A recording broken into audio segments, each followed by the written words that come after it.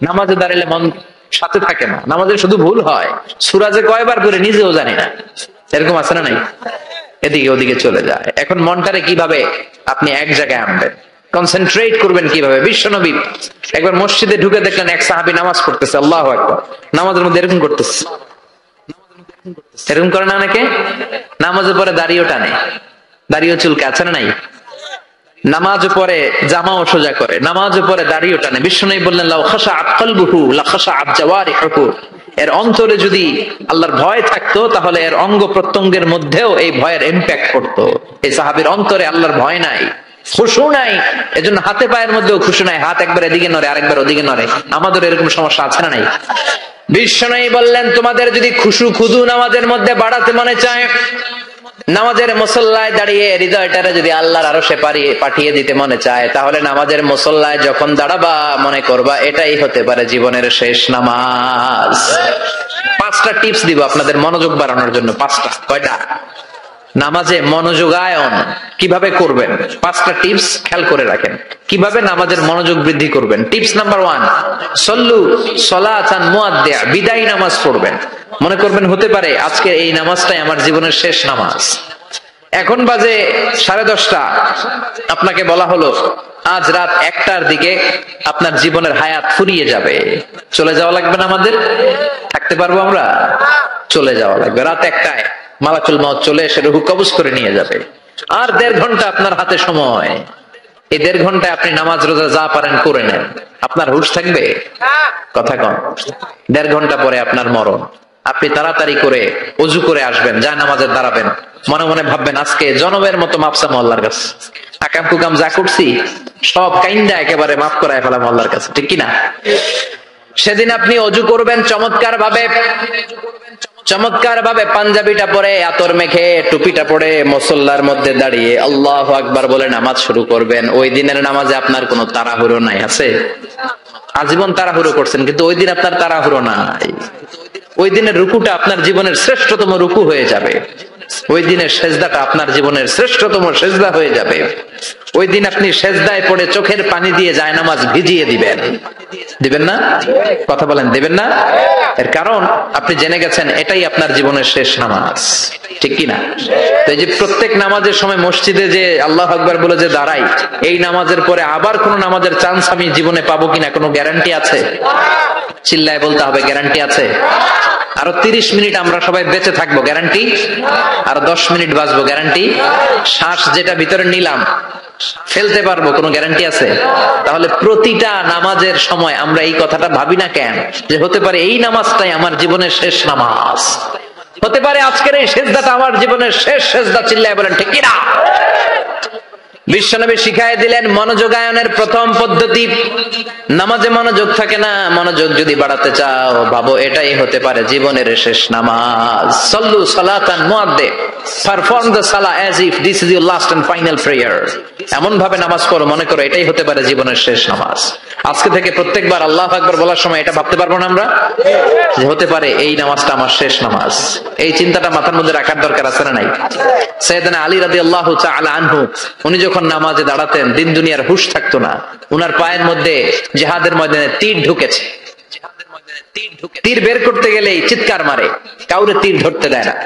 বিশ্বনবী বললেন বেলাল আকিমিস সালাহ, নামাজের একামত দাও।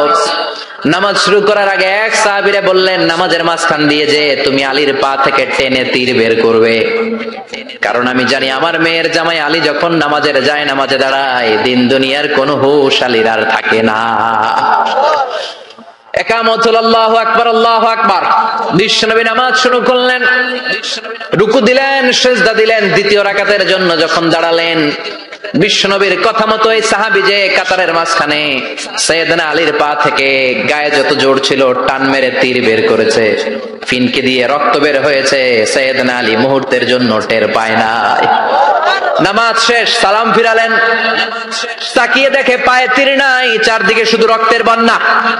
বিশ্বনবী বললেন ও আলী চিন্তা করো না, আমার কথা মতো এক সাহাবী তোমার পা থেকে তীর বের করেছে। আমি জানি যখন তুমি নামাজের মুসল্লায় দাঁড়িয়ে যাও তোমার মনটা দুনিয়ায় থাকে না, তোমার মনটা আল্লাহর আরশের দিকে চলে যায়।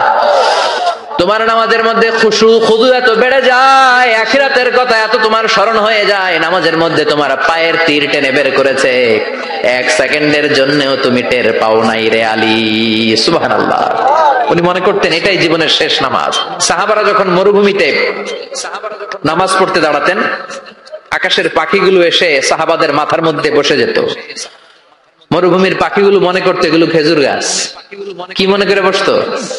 কথা বলে না, জোরে কোন আছে? এলাকা আছে খেজুরের রস হয়? হ্যাঁ হয়েছে? খাইছেন? পাখিগুলো মনে করতে এগুলো খেজুর গাছ, কারণ সাহাবারা নড়ে না, চড়ে না, ডানে বায়ে তাকায় না। খেজুর গাছ যেমনি ঠায় দাঁড়িয়ে থাকে, সাহাবারা ঠায় দাঁড়িয়ে থেকে নামাজ পড়তেন। চিল্লায় কোন আল্লাহু আকবার। তাহলে মনোযোগ বৃদ্ধির 1 নাম্বার পদ্ধতি, মুসল্লায় যখন দাঁড়াবো ভাববো এটাই আমার জীবনের শেষ নামাজ, এরপরে হয়তো নামাজের সুযোগ নাও পেতে পারি, ঠিক কিনা? 2 নাম্বার পদ্ধতি হলো নামাজের মধ্যে আহকাম এবং আরকান গুলো ধীরস্থির ভাবে আদায় করতে হবে, তাড়াহুড়ো নামাজের মধ্যে করা যাবে না। আমাদের হানাফি মাযহাবে তা'দিলুল আরকান এটা ওয়াজিব। রুকুনগুলো আদায় করার সময় ধীরস্থির ভাবে আদায় করা এটা হানাফি মাযহাবে কি? ওয়াজিব। চিল্লায় বলেন, এটা কি ওয়াজিব? তরক করলে কি করতে হয়? হ্যাঁ, সহু সেজদা দিতে হয়। কিন্তু অন্যান্য মাযহাবে এটা ফরজ, এটা বাদ দিলে আপনার নামাজই হবে না, তাড়াহুড়ো করলে নামাজই হবে না। বিশ্বনবী দেখলেন মসজিদে নববীতে এক সাহাবী নামাজ পড়ে, নামাজ শেষে নবীর কাছে আসলে বিশ্বনবী বললেন সল্লি ফাইন্নাকা লাম তুসল্লি, নামাজ পড়ো কারণ তোমার নামাজ হয় নাই। সাহাবী আবার পড়লেন, আবার আসলেন, বিশ্বনবী বললেন সল্লি ফাইন্নাকা লাম তুসল্লি, নামাজ পড়ো তোমার নামাজ হয় নাই। সাহাবী আবার নামাজ পড়ে আবার নবীর কাছে আসলেন, বিশ্বনবী বললেন সল্লি ফাইন্নাকা লাম তুসল্লি, নামাজ পড়ো নামাজ হয় নাই। এবার সাহাবী এসে বলে, ও নবী 3 বার পড়লাম, নামাজ আমার হয় না, এর চেয়ে ভালো নামাজ আমি পড়তে জানি না। বিশ্বনবী বললেন তাহলে আসো আমি শিখাইয়া দেই, যখন নামাজে দাঁড়াবা ধীরস্থির ভাবে দাঁড়াবা, রুকুতে যখন যাবা পিঠটারে টান টান করে সোজা করে দিবা। বিশ্বনবী যখন রুকু দিতেন বিশ্বনবীর পিঠটা একেবারে স্ট্রেট ফরওয়ার্ড। সাহাবারা বলতেন বিশ্বনবীর রুকু দেওয়া পিঠের উপরে যদি পানি ভর্তি একটা গ্লাস রেখে দেওয়া হয়, পানিগুলা কাঁপবে না, গ্লাসটাও পড়বে না। সুবহানাল্লাহ। তার মানে বিশ্বনবীর রুকুর পিঠটা কেমন ছিল? Straight forward. বিশ্বনবী বলেন রুকু থেকে দাঁড়াবা, ধীরস্থির ভাবে দাঁড়াও। আবার সেজদায় গেলে ধীরস্থির ভাবে যাও। আমাদের দেশে অনেকে রুকু থেকে কোন রকম মাথাটা তুলে আবার সেজদায় দৌড় মারে, আছে না নাই? লক্ষ্মীপুরে নাই, এদিকেও আছে। 2 সেজদার মাঝখানে ধীরস্থির ভাবে বসা হচ্ছে ওয়াজিব। অনেকে এক সেজদা থেকে কোন রকম মাথাটা একটু উপরের দিকে উঠিয়ে আরেক সেজদায় মুরগির মতো ঠোকর মারে, এরকম তো এদিকে নাই না? আবার অনেকে ইমাম সাহেবের আগে দৌড় মারে, আছে না নাই? ইমাম সাহেব সামি আল্লাহু লিমান হামিদা বলে দাঁড়াইছে, ওনার আর সহ্য হয় না, উনি আগে সেজদা দিবে, কিন্তু ইমামের আগেও যাইতে পারে না, মাঝখানে যাইয়া হ্যাং হয়ে থাকে, আছে না নাই? মোবাইল মাঝে মাঝে হ্যাং হয় না, মানে সামনেও যায় না পিছনেও যায় না। তো ওনারাও ইমামের আগে সেজদায় যাবে, তো ইমাম যাইতে পারে না, উনিও যেতে পারে না, মাঝ অবস্থায় যায় কি হয়? হ্যাং। হ্যাং হইবেন আপনারা? হ্যাং হওয়া যাবে না। তাহলে মনোযোগ বাড়ানোর 2 নাম্বার পদ্ধতি হচ্ছে কি করবেন? ধীরস্থির ভাবে। There is no rushing in salah, there is no hastiness in salah। নামাজের মধ্যে কোনো তাড়াহুড়ো নাই, তাড়াহুড়ো করলে এটা নামাজ হয় না। এমনকি নামাজের দিকে বিশ্বনবী তাড়াহুড়ো করে যেতেও নিষেধ করেছেন। ইদা উকিমাতিস সালাহ, নামাজ যখন শুরু হয়ে যাবে ধীরস্থির ভাবে যাবেন, তাড়াহুড়ো করে যাওয়া যাবে না। 3 নাম্বার পদ্ধতি জামাতে পড়বেন, তাহলে মনোযোগ বাড়ায় দিবে কে? বিশ্বনবী বলেন সালাতুল জামাআত আফদলু সালাতাল ফারদি বি 27 দারাজা। একা একা নামাজ পড়লে যতটুকু সওয়াব হয়, জামাতে নামাজ পড়লে 27 গুণ বেশি সওয়াব হয়। জামাতে পড়ার দরকার আছে না নাই? জামাতে পড়লে আর মনোযোগ এদিক সেদিক যায় না। সবাই আল্লাহু আকবার, আমি আল্লাহু আকবার, সবাই আসসালামু আলাইকুম ওয়া রাহমাতুল্লাহ, আমি আসসালামু আলাইকুম ওয়া রাহমাতুল্লাহ। মন আমার এদিক সেদিক যাওয়ার সুযোগ আছে কম, ঠিক কি না? 4 নাম্বার, নামাজে যা বলেন অর্থ বোঝার চেষ্টা করেন।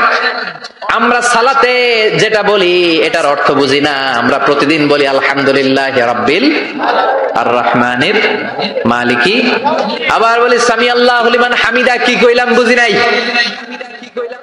সুবহান রাব্বিয়াল আলা মানে কি জানি না। আত-তাহিয়াত লিল্লাহি ওয়াস সালাওয়াত ওয়াত তাইয়্যিবাত অর্থ কি জানি না।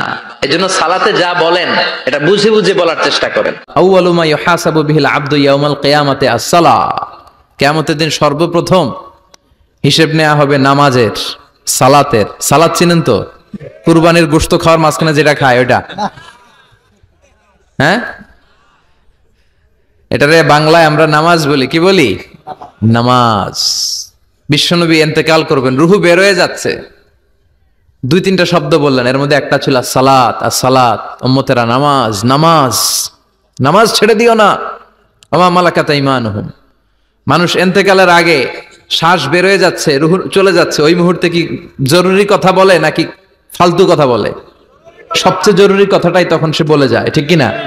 কথা বলেন। বিষ্ণু বলেছিলেন নামাজ। ওমরে ফারুক, ওনার কাছে আবু লুলু আল মাজুসি, এক অগ্নি উপাসক, এসে বিচার দিল, ইয়া ওমর আল ফারুক, আমার মনিবের নাম হচ্ছে মুগীরা ইবনে শুবা, সে প্রতিদিন 4 দিরহাম করে আমার কাছে চার্জ করে। এত টাকা চার্জ করে কেন? উনি জিজ্ঞেস করলেন, তুমি কি কাম পারো? আমি খঞ্জর বানাইতে পারি। খঞ্জর চিনেন? ছোট্ট ছুরি, আরবরা পকেটে রাখে। ওমানের সুলতান কাবুসের ছবি দেখবেন, এখানে একটা খঞ্জর আছে। আমি খঞ্জর বানাইতে পারি। খঞ্জর বানাতে পারো? মদিনায় তো কেউ বানাতে পারে না, তুমি খঞ্জর বানাইতে পারো? তুমি তো অনেক টাকার মানুষ মিয়া, তোমার মনিব তো অল্প টাকায় চার্জ করছে, এটা দিতেই হবে। আবু লুলু কয়, ওমর তুমি সবার জন্য এত নরম, আমার জন্য গরম, তোমারে আমি বুঝাবো। সে বাড়িতে যে একটা খঞ্জর বানালো, মাকবাদাতুহু ফি ওয়াসাতিহি, যে খঞ্জরের হ্যান্ডেল হচ্ছে মাঝখানে, 2 দিকে ধারালো ছুরি, এটা ধার দেয়। আর কয়, ওমর তোরে আমি বুঝাবো। প্রতিদিন ধার দেয়।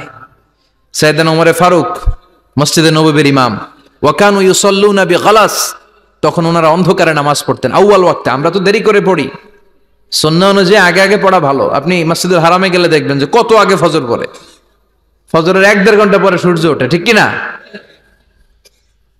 তো সে একবার ছদ্মবেশে ফজরের সময় প্রথম কাতারে যে হাজির, আসলে কিন্তু মাজুসি, সূর্যের পূজা করে। খঞ্জরটা নিয়ে এসে দাঁড়ালেন। ওমরে ফারুক ফজরের সময় ঢুকলেন, বললেন আকিমিস সালাহ, একামত দাও। একামত দেয়া হলো। ওমরে ফারুক আল্লাহু আকবার বলে অন্ধকারে ফজরের সালাত শুরু করলেন। প্রথম রাকাত যখন পড়ে ফেললেন, রুকুতে যাবে, ইন দ্য মিন টাইম সে খঞ্জর বের করে ওমরে ফারুককে 3টা স্টেবিং করেছে। একটা নাভিতে মারার সাথে সাথে নাভিটা কেটে গেল, আর একটা এই পাশে পাজরে, আর একটা পেটের মাঝখানে, পেটও কেটে গেল। ওমর ফারুক বললেন, কাতালানি আল কালব, এক কুকুর আমারে মেরে ফেলেছে। ওমর ফারুককে পিছনে নিয়ে যাওয়া হলো। আব্দুর রহমান ইবনে আউফকে টেনে ইমামতির জায়গায় নেওয়া হলো। আর সে কাতারের মাঝখান দিয়ে খঞ্জর ঘুরাতে ঘুরাতে আগাতে লাগলো। ওর খঞ্জরের আঘাতে 7 থেকে 8 জন সাহাবী স্পট ডেথ, জায়গায় শেষ। ওমর ফারুক বেহুশ। ওমর ফারুক, ওনার মুখে দুধ দেয়, দুধ ওই নাভি দিয়ে বের হয়ে যায়। নাভিজ দেয়, নাভিজ পেট দিয়ে বের হয়ে যায়। রাষ্ট্রীয় চিকিৎসকরা বুঝতে পারলো উনি আর বাঁচবে না, বেহুশ। সবাই দাঁড়িয়ে আছে। কি হয় আমাদের আমিরুল মুমিনিনের? 10টি বছর তিনি অর্ধ পৃথিবীর শাসন করেছেন। উনার ভয়ে বাঘে মহিষে এক ঘাটে পানি খেত। হুশ ফেরার পরে ওমরে ফারুক বলে না, আমারে মারছে কে?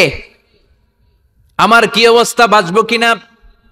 আমার ছেলে আব্দুল্লাহ কোথায়? আব্দুর রহমান কোথায়? আমার বিবিরা কোথায়? কত সম্পদ আমার আছে, কোথায় গেলে ভালো চিকিৎসা পাওয়া যাবে? কিচ্ছু সে বলে না।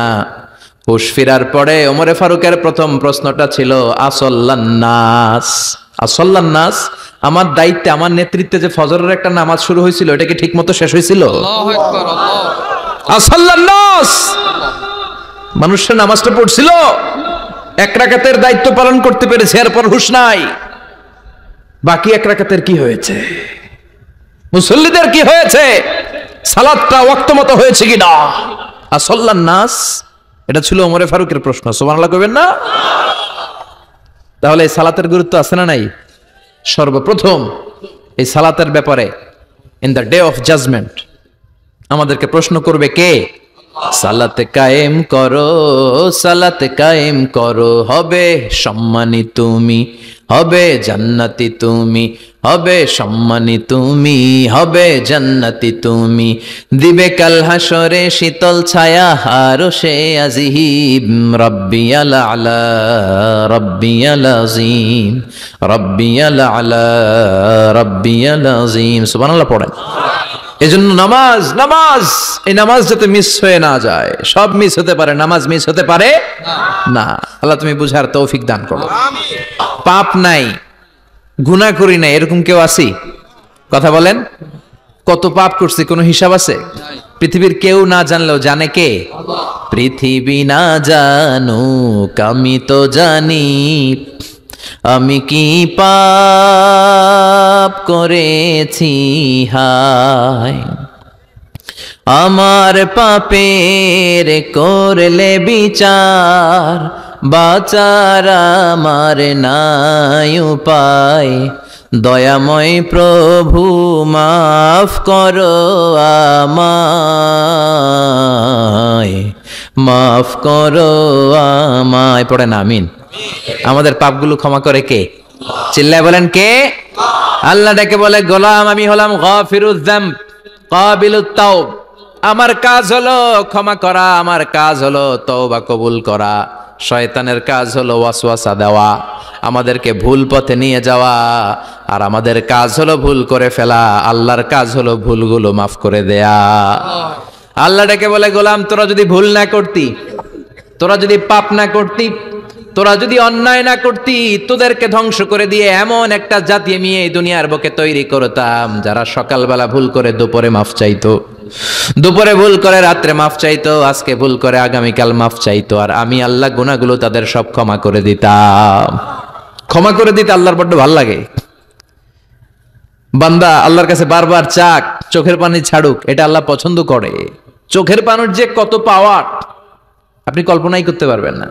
অনুশোচনার চোখের পানি, চোখ বেয়ে নাকের ডগা পেয়ে জমিনে পড়ার আগেই আল্লাহ এই বান্দারে মাফ করে দেয়। বিশ্বনবী ডেকে বলে, ও আমার উম্মতেরা শোনো, আল্লাহর কাছে দুনিয়ার মানুষদের দুই ফোঁটা পানি সবচেয়ে প্রিয়। এক হলো জিহাদের ময়দানে রক্তের ফোঁটা, দুই হলো অনুতপ্ত বান্দার চোখের পানির ফোঁটা। কত ভুল আপনি করেছেন, কত অন্যায় আপনি করেছেন, কত পাপ আপনার হয়েছে, কত মিথ্যা আপনি বলেছেন, কয় ওয়াক্ত নামাজ ছেড়েছেন, কয় লাখ টাকা ঘুষ খেয়েছেন, কত যৌতুক আপনি খেয়েছেন, কত মিথ্যা আপনি বলেছেন। আপনার পাপ যত বড় হোক, যত বিশাল হোক, যত বেশি হোক, আল্লাহর দয়ার পরিসীমা তার চাইতেও বড়। আপনার পাপ, আপনার অন্যায়, আপনার জুলুমগুলো যদি হয় খালের পানির সমান, বিলের পানির সমান, আল্লাহর দয়া সাগরের পানির সমান। আপনার পাপ যদি হয় সাগরের পানির সমান, আল্লাহর দয়া মহাসাগরের পানির সমান। আপনার পাপ আর অন্যায় যদি হয় পাহাড়ের সমান, আল্লাহর দয়া আকাশের সমান। আপনার পাপ যদি হয় আকাশের সমান, আল্লাহর দয়া আরশের সমান। এজন্য আল্লাহ বললেন, ইয়া আইয়ুহাল্লাযীনা আমানু তুবু ইলাল্লাহি তাওবাতান নাসুহা। ও আমার গোলাম, তুই তোর নিজেরে যত বেশি ভালোবাসিস তার চেয়েও আমি তোরে বেশি ভালোবাসি। তোর বাবা মা তোরে যত বেশি ভালোবাসে তার চেয়েও আমাদেরকে বেশি ভালোবাসে কে? আল্লাহ বললেন, ভালোবাসারে তৈরি করার পরে আমি 100 টুকরা করলাম। চিল্লায় বলেন কয় টুকরা? 99 টুকরা ভালোবাসা আমি আল্লাহ নিজের মধ্যে রেখে দিলাম। 1 টুকরা ভালোবাসা গোটা বিশ্বের সবার মধ্যে আমি ভাগ করে দিলাম। 1 টুকরা ভালোবাসা পেয়ে আমাদের অবস্থা দেখছেন? আল্লাহ যদি 1 টুকরা না দিয়ে আমগরে 30 টুকরা দিত, কথা কোন? 1 টুকরা না দিয়ে 80 টুকরা দিলে কি হইতো? এজন্য আল্লাহ ডেকে বললেন, গোলাম আমি যে তোদের কত ভালোবাসি তোর ধারণা নাই।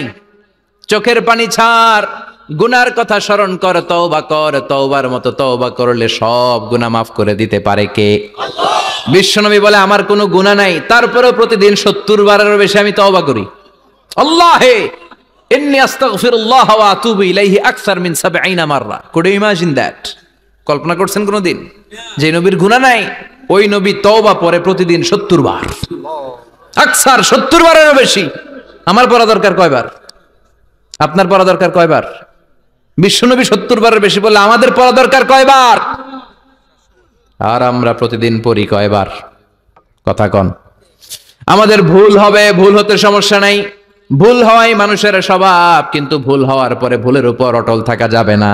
শয়তান আর মানুষের মধ্যে এই মৌলিক পার্থক্য। শয়তান ভুল করে ভুলের উপরই আছে, ঠিক কিনা?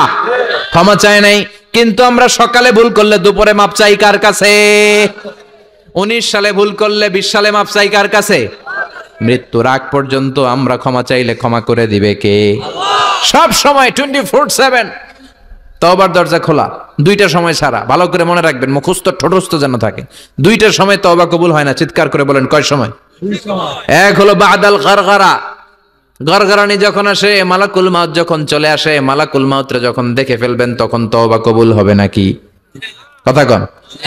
ফেরাউনের নাম শুনছেন? ওরা যখন আল্লাহ লোহিত সাগরে ডুবাইয়া পানি খাওয়াইতে লাগলো, পানি খাইতে খাইতে পেটটা হয়েছে এত বড়, আর পানি খাইতে পারেন। এরপর হাত তুলে কয় আনা মিনাল মুসলিমিন। কোরআনের আয়াত, আনা মিনাল, হাত তুলে কয় আমি মুসলমান। ফেরাউন নাই বলে মুসলমান, আমরা যাবো কই? কথা কহ। ফেরাউন হাত তুলে কয় আনা মিনাল মুসলিমিন। আল্লাহ কয় টাইম ইজ আপ, দেরি করছস। অনেক সময় দিলাম, অনেক সুস্থ রেখেছি, ক্ষমতা দিয়েছি, দাপট দিয়েছি, তখন যদি ঘাটটা নত করে, মাথাটা নত করে একবার ক্ষমা চাইতি, ফেরাউন তোরেও ক্ষমা করে দিতাম। কিন্তু সময় শেষ হওয়ার পরে আমি মুসলমানদের অন্তর্ভুক্ত বললে কোনো লাভ হবে নাকি? আল্লাহ বলল সময় নাই, সময় শেষ। কারণ মুসা আলাইহিস সালামের চাচাতো ভাই অনেক দাওয়াত দিল, জাকাত দে। কারণকে জাকাত দিব না, এই সম্পদ আমি কামাইছি, আল্লাহ দেয় নাই। মুসা আলাইহিস সালাম বললেন তাহলে আযাবের অপেক্ষা কর।